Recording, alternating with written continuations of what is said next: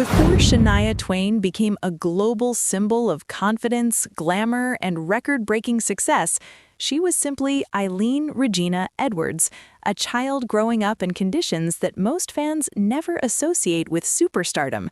Her story does not begin with music contracts or bright stages.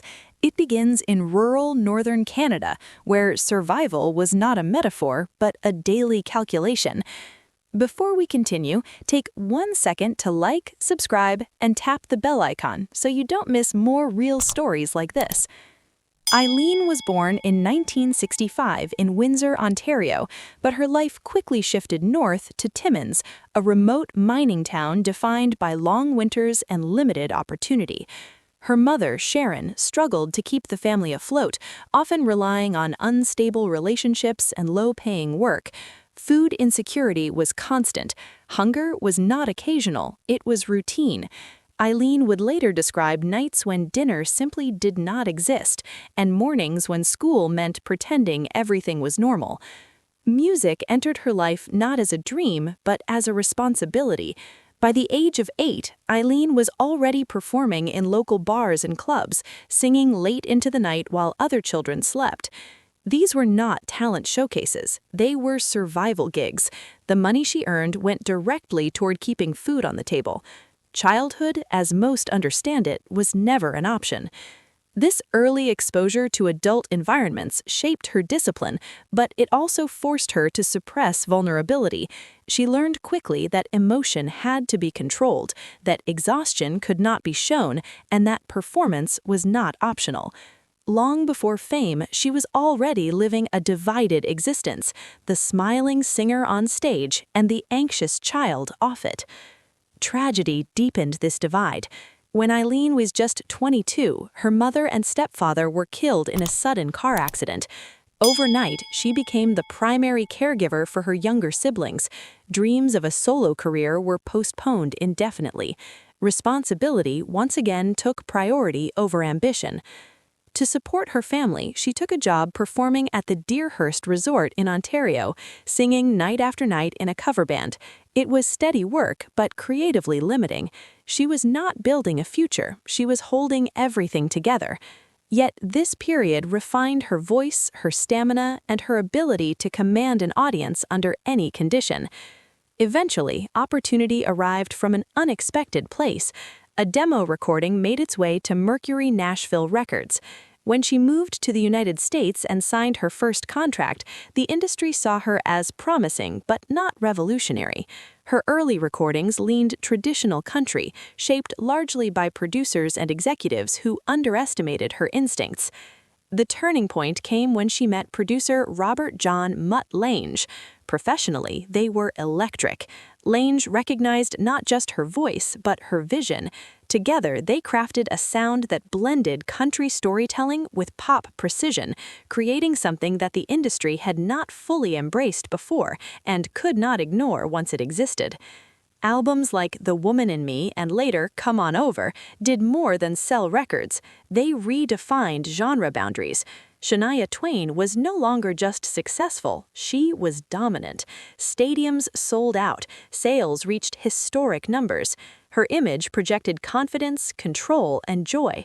But beneath that image, another reality was forming. The discipline that powered her rise also concealed exhaustion. The industry rewarded perfection, consistency, and availability. There was little space for rest, doubt, or physical limitation. Shania learned once again how to separate what the world saw from what she carried privately.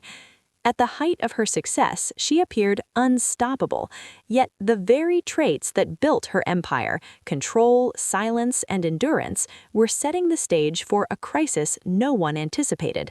This was only the beginning of the double life she would live for decades: public triumph paired with private strain, visibility masking vulnerability, and a voice that carried millions while quietly beginning to fail its owner. When Shania Twain finally returned to the public eye, the world expected a comeback story built on triumph. What they witnessed instead was something quieter, more controlled, and far more honest. This was not a return to domination. It was a negotiated coexistence with limitation. Her voice never returned to what it once was, and that fact reshaped everything. Singing now required constant awareness, strict boundaries, and acceptance that power had to be rationed. Every performance became a calculated decision rather than an instinctive release. Where spontaneity once ruled, discipline now governed survival. Shania underwent years of vocal therapy, retraining her brain to communicate with muscles that no longer responded automatically. This process was not about restoring her old sound, but about building a new one. The result was a voice that carried emotion differently, less forceful, more deliberate, shaped by restraint rather than range. Her Las Vegas residency marked a critical turning point. Unlike global tours that demanded constant strain, the residency allowed control. Shows were spaced carefully, keys were adjusted, movement was limited. Every element was designed to protect what remained. To audiences, it looked polished and confident.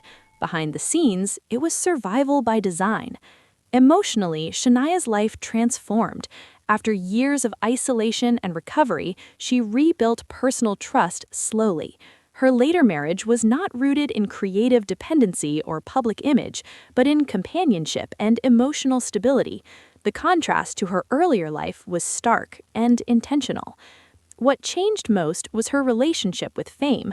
The urgency to dominate charts disappeared.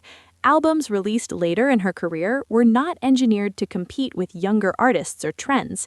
They were personal statements, created within the limits of what her body allowed. Success was no longer measured by numbers, but by sustainability. This shift confused some fans. Others misunderstood it as decline. In reality, it was adaptation. The industry rewards excess, not longevity. Shania Twain survived because she chose restraint where others would have pushed harder and broken completely. Her double life was never about deception, it was about endurance. For decades, the public saw confidence, power, and control. What remained hidden was the cost of maintaining that image while navigating trauma, illness, and silence. Strength was never the absence of struggle, it was the ability to continue without being consumed by it. Today, Shania stands not as the unstoppable force she once was, but as proof that survival can be quieter than success. Her legacy is not just record sales or sold-out arenas, it is the rare example of an artist who learned when to stop, when to rebuild, and when to sing, and when not to. The truth behind Shania Twain's life is not a rise and fall narrative.